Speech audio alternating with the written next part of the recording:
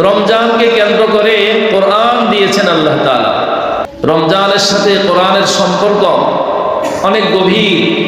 এজন্য বান্দার পক্ষে ওকালতি করার জন্য, সুপারিশ করার জন্য কোরআনের চাইতে বড় কোনো সুপারিশকারী হবে না। বান্দার জন্য সুপারিশ করার জন্য রোজা অনেক বড় ভূমিকা রাখবে। আল কোরআন ওয়াস সিয়াম ইয়াশফাআনি লিল আবদ। কোরআন এবং রমজান আল্লাহর কাছে সুপারিশ করবে, আল্লাহর কাছে বান্দার জন্য ওকালতি করবে।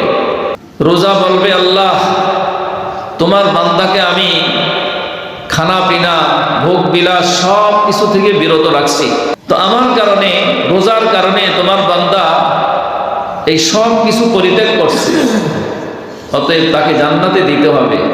কোরআন বলবে, আল্লাহ তোমার বান্দা সারাদিন রোজা রেখে ক্লান্ত ছিল, কিন্তু এই ক্লান্ত শরীর নিয়ে রাতের বেলায় আবার নামাজে দাঁড়ায় গেছে, তারাবিতে লম্বা নামাজ, 20 রাকাত নামাজ, আবার সুযোগ হলে ভোর রাত্রে তাহাজ্জুদের নামাজ। তো আমি কোরআনকে মহব্বত করে তোমার বান্দা তার আরামকে পরিত্যাগ করছে, বিশ্রামকে পরিত্যাগ করছে, আমিও সুপারিশ করি বান্দার জন্য তুমি জান্নাত মঞ্জুর করে দাও। তো কোরআন এবং রমজানের সুপারিশ, দুই সুপারিশ যখন একসাথে হয়, এটা গ্রহণযোগ্যতা বাড়ায়। আবেদন গ্রহণযোগ্য হওয়ার জন্য অনেক বড় শক্তি হয়, সহায়ক হয়। কারো চাকরি বাকরির ক্ষেত্রে, কোনো কিছুর ক্ষেত্রে যখন সুপারিশ যায়, একটা সুপারিশ হইলেই চাকরিকর্তার মন নরম হয়।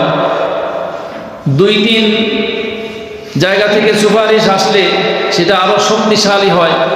তো রোজা সুপারিশ করবে, কোরআন বান্দার জন্য সুপারিশ করবে।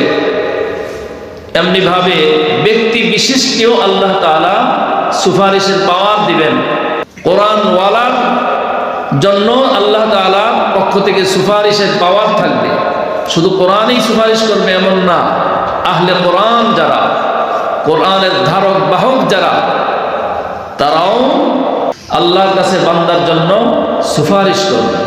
তো যার মাধ্যমে আমি সুপারিশ পাব, কঠিন বিপদে কোনো মানুষ পাশে দাঁড়াবে না, আপনজন না, মা বাবা না, স্বামী স্ত্রী না, ভাই বন্ধু না, বরং সবাই পালাবে।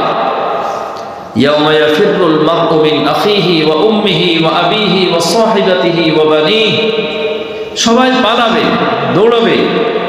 আর এই রোজা এবং কোরআন আমার সুপারিশ করার জন্য আমার কাছে থাকবে। আহলে কোরআন, কোরআনের ধারক বাহক, তারা সুপারিশ করার জন্য অপেক্ষা করবে। তো যারা আমার বিপদে কাজে আসবে, বিপদে উপকারে আসবে, তাদের কি পরিমাণ সম্মান করা দরকার, রোজার কি পরিমাণ কদর করা দরকার, কোরআনকে কি পরিমাণ মহব্বত করা দরকার, কোরআনের হকগুলো কিভাবে যথাযথভাবে আদায় করা দরকার। কোরআনের হক কি? কোরআনের অনেকগুলো হক আছে। কোরআনের 1 নম্বর হক হলো কোরআনকে বিশ্বাস করা, কোরআনের প্রতি ঈমান আনা। ইয়া আইয়ুহাল্লাযীনা আমানু আমিনু বিল্লাহি ওয়া রাসূলিহি ওয়াল কিতাবিল্লাযী নাযালা আলা রাসূলিহি ওয়াল কিতাবিল্লাযী আনজালা মিন ক্বাবল। আল্লাহ তাআলা ইরশাদ করেন, হে ঈমানওয়ালারা, তোমরা আল্লাহর প্রতি ঈমান আনো, ওয়া রাসূলিহি, এবং তার রাসূলের প্রতি ঈমান আনো, ওয়াল কিতাবিল্লাযী নাযালা আলা রাসূলিহি, রাসূলের উপরে যেই কিতাব, যে কোরআন অবতীর্ণ করা হয়েছে, আল্লাহ তাআলা যে কোরআন অবতীর্ণ করছেন সেই কোরআনের উপরে ঈমান আনো। ওয়াল কিতাবিল্লাযী আনজালা মিন ক্বাবল, রাসূলের আগে যেই কিতাবগুলো অবতীর্ণ করা হয়েছে সেগুলোর উপরেও ঈমান আনো। এজন্য আসমানি কিতাব হিসাবে সমস্ত কিতাবের উপরে, তাওরাত, জবুর, ইনজিল, সমস্ত সহিফা, সুহুফি ইব্রাহিম ওয়া মূসা, যত নবীদেরকে আল্লাহ তাআলা সহিফা দান করছেন, কিতাব দান করছেন, সমস্ত কিতাব, সমস্ত সহিফার উপরে ঈমান আনা, এটা ঈমান পরিপূর্ণ হওয়ার জন্য আবশ্যকীয় বিষয়। এখানে আরেকটি বিষয় লক্ষণীয়, আল্লাহ তাআলা বললেন আল্লাহর উপরে ঈমান আনো, রসুলের উপরে ঈমান আনো, রসুলের উপরে যেই কিতাব অবতীর্ণ হয়েছে সেই কিতাবের উপরে ঈমান আনো, এবং রসুলের পূর্বে যেই কিতাব অবতীর্ণ হয়েছে সেগুলোর উপরেও ঈমান আনো। রসুলের পরে, আমাদের প্রিয় নবীজির পরে আর কোনো কিতাব আসবে এই কথার এখানে উল্লেখ নাই।